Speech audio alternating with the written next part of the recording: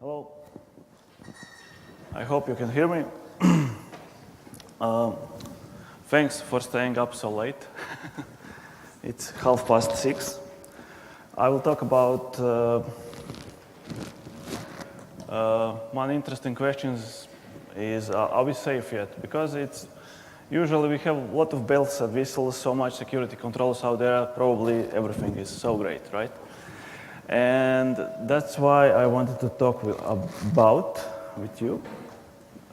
First thing is I will talk about some past security controls which we have currently, some new security protections which deserve mentioning, some recommendations, and of course some summary questions and answers, and everything I will tell about in 15 minutes. So yeah, I like challenges.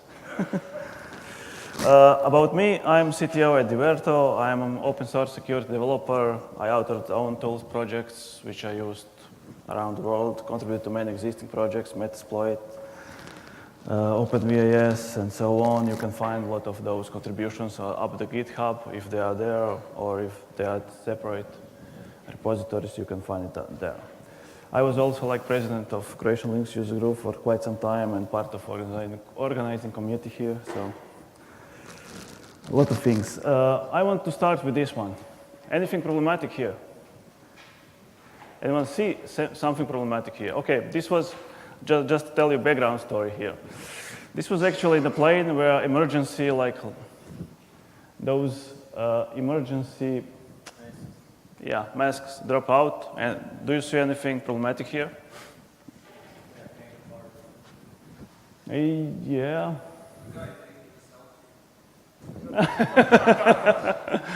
Well, the problem. The problem is they all use they usually you have to put the mask at the nose as well, right? Not just to the mouth.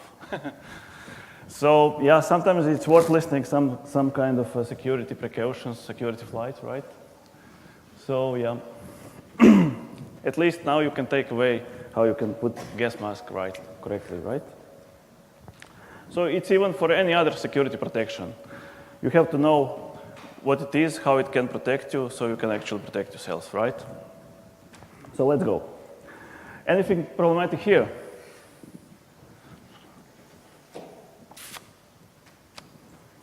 Come on, we don't have so much time. I took the challenge. Sorry? Yeah. Another problem?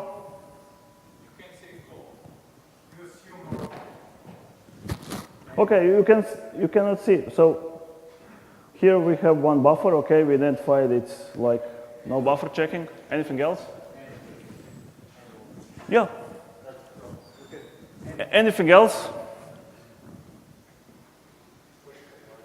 Nothing more. There might not be first. Okay. Because I will help you because I took the challenge. Of course, you guessed the first part, right? Not checking the size of buffer, but the other one is directly printing without specifying format. That's even more dangerous than the first one. With the first one, okay, yeah, it's also dangerous, but the other one is you can actually pick and poke to the memory. It's much more dangerous. And the rest is lying, right? The third one. Yeah, I will do that check later. So it's like not checking if argument is present, checking for null or whatever, right? So that's all good practice, of course. Something that's called technical debt. Yeah, I'll do it later, right? So why problematic? Most dangerous part is something called remote code execution or code execution or whatever. Why overwriting this buffer you can get code execution? Because how architecture is done, you can actually overwrite instruction pointer, and then you can control where your instruction pointer will point, and then you can point to somewhere where you have nice code where it will execute, right? So the problem is most architectures are affected. It's not just Intel, it's ARM, MIPS, whatever. I have done good, successful exploitation of different platforms via this technique and so on. The problem is, usually people say, oh, I'm using scripting language. I'm not affected, right? But how do you parse XML? How do you talk TLS, SSL, whatever? Yeah, bindings can be affected as well. If you are using components which are affected, probably you can be affected as well. And exploitation can range from remote code execution, which is most dangerous, to information disclosure. Depending on your threat model, something of this can be also problematic, not just code execution, right? So, of course, there was smart guys telling, okay, it was like long time ago that happened. Let's do some kind of protection because educating programmer is not the only way to do it, right? So we have like ASLR, so address space randomization. That was also like past technique, which let's say prevents that you don't know where to jump to, right? You have to guess the address, and guessing the address sometimes can be very hard. On 32 bits, it's not so hard. On 64-bit, it can be hard, right? And there we have like something, hey, why we should execute on the stack at all, right? Why we can just mark it as not executable, and then we can just have fun, right? Well, the problem is, it's not so easy. You have to tell compiler which parts of memory are executable, which are not, right, and so on. So, let me just show you. I have a few examples here in 15 minutes, right? So, this basic example, right? And if we load, like, the basic GCC command, right? Okay, I have a lot of warnings, but I don't care in this case. And if I load it to GDB, right? Oh, sorry. I will put break to main, print, right now, run it. Okay, I just got to this one. We can see a virtual memory map, right? And we can see that actually it's loaded this binary. Everything is great. So far we have stack which is not executable and so on, right? The problem is if I run again this binary, right? Break main, run it, virtual memory map, right? You can see that some other addresses here are actually not so random, right? How come? I'm using ASLR. 90, technology from the 90s. And now this is not so old, and look, my stack is not executable, but addresses are so, same, right? Sorry? Yeah, sort of. There is also another thing is another option, which is called you have to generate position-independent code. If you tell compiler to generate position-independent code, actually position-independent executable, then your code will load at different addresses, right? Another thing. Okay, so we solved like executable stack, we solved this, but hey, clever guys said, well, if I don't have to jump to the stack, I already have some code, right? There is a lot of existing code in libraries in that binary itself, which can actually help me to write the code. So I don't have to have that code at all. I will just reuse the code from the different libraries loaded, right? And different binaries from the code, different code from the binary itself and from the libraries, right? So you have something called like return-oriented programming and ROP gadgets, right? So, for example, these are from this binary, right? The only problem is you just populate the stack with different addresses where all those gadgets are, and you just chain them together, right? So again, the exploitation can be done even with those protections, right? And as you can see, it's happening right now, right? So there are some other protections which should be turned on. So we have like those compiler flags, which I already explained, right? You have no exit stack. Okay, this means your stack will not be executable. You can actually add stack canaries, right? So stack canaries actually just put at the end of the stack some kind of random value, and it checks on the end if it's returning, if it's correct value, so it can return, or it just raises exception that, whoa, something is happening, right? And there is another compiler flag. It's fortify source. It actually adds another check to dangerous functions like those for overwriting buffers, right? So again, we have like 3 options which we need to turn on to actually work, right?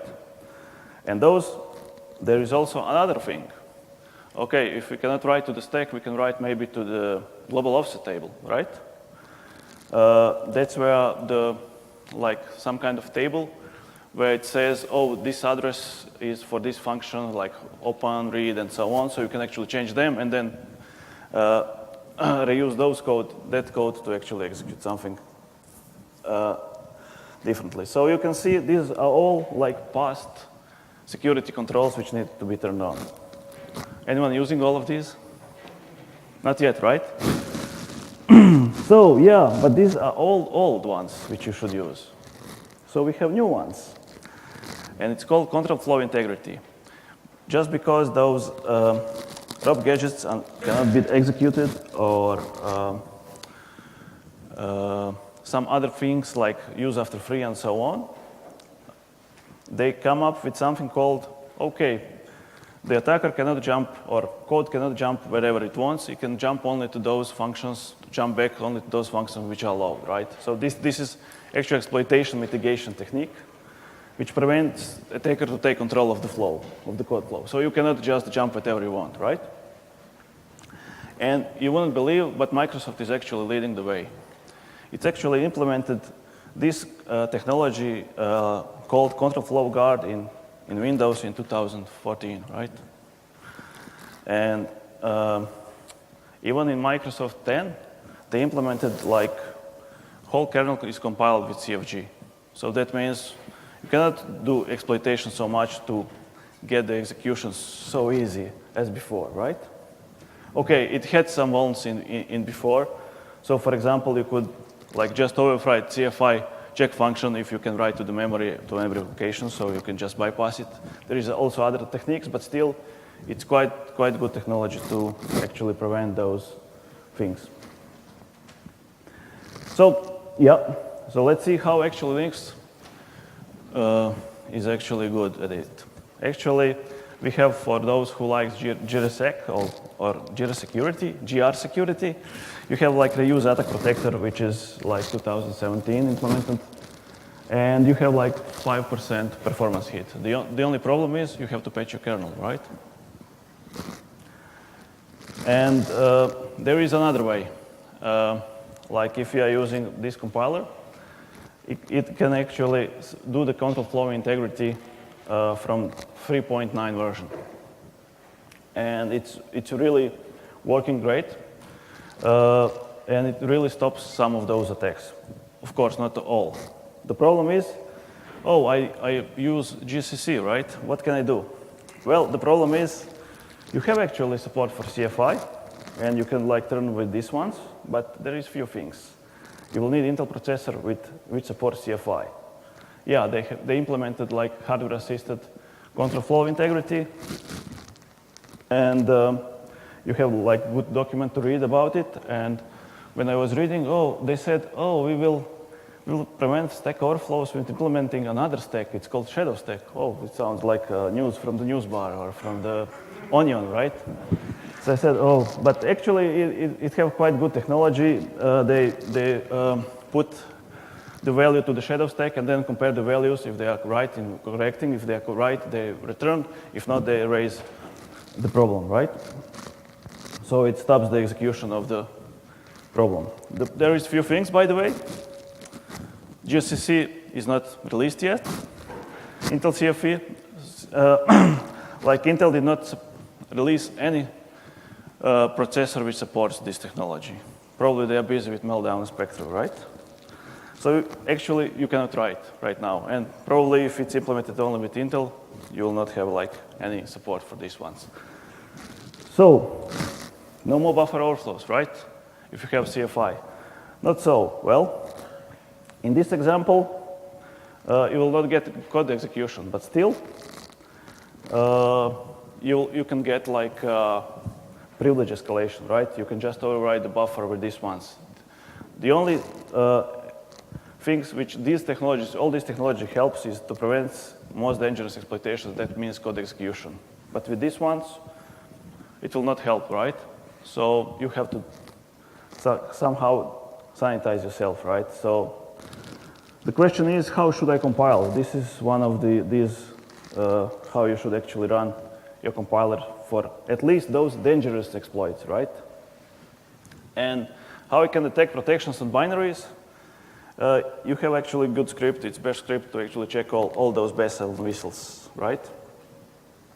The problem is it doesn't support CFI. So what you can do, I use a little trick. I just look at the binary symbols and looking for some kind of symbols which define, for example, CFI in client, right? And for example, if you are using GDB, I'm using gef extensions, so you can actually just say check second, just few of those, it will tell you what protections it have, right? So you can actually see how good your security of distribution or your binary itself is, right? The only good actually way to fix all of this crap, right, before it's actually to fix at the source, right? The only way to correctly mitigate, and then you will not have these problems, right? There is also one good Clang feature. It's called address sanitizer, which actually can detect all of these problems. If anybody remembers like memory fence or memwatch or those things, this is something that's implemented in compiler, so it can actually detect. But it's actually only good for development because you have like performance penalty like double, right? So it's not really for production, but for fuzzing or for testing, it's quite good, which can help in reducing those attacks before production, right? So in short, if you're afraid of those attacks, you should take advantage of 64-bit architecture because it has a lot of registers, so most of the functions are taking arguments from the registers, not from the stack. It has like NX support, no execute support from the hardware, and it has really better ASLR because it's 64-bit, and then you have much more like entropy in guessing the addresses. So that means that everything should be 64-bit, like from the libraries to the executable itself, right? And if you want to have state-of-the-art protection, you should use currently this compiler, like Clang, right? And use those security features and flags, or if you don't specify those flags, most of them will not be used. So you have to explicitly say what. Yeah, GCC is lagging behind. Probably maybe next year it will be better, but currently it's that state. So yeah, at least now you have excuse to buy new hardware. Okay.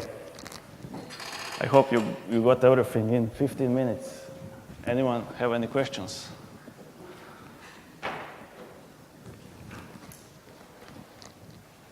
I hope you got the answer on the first question. Sorry, you have questions? No? Okay, thank you. Okay, sure.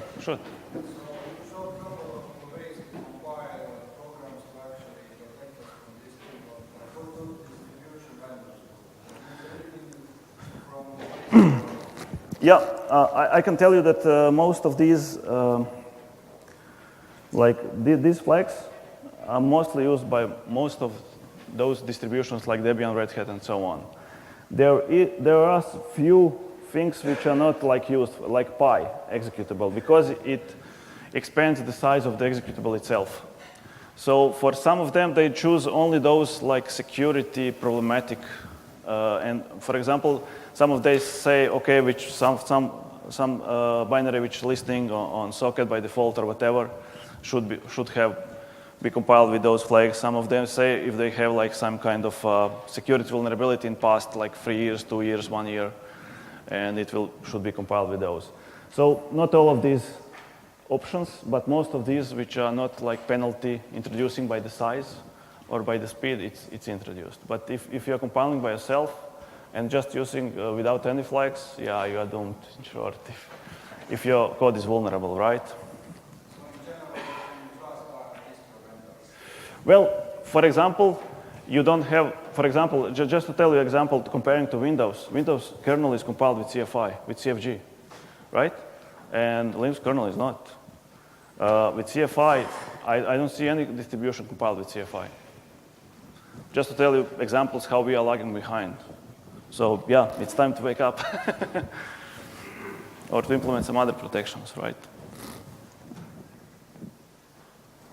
Any other question?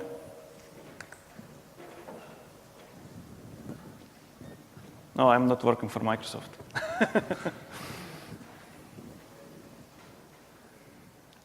Okay, thank you. You can catch me up on Twitter.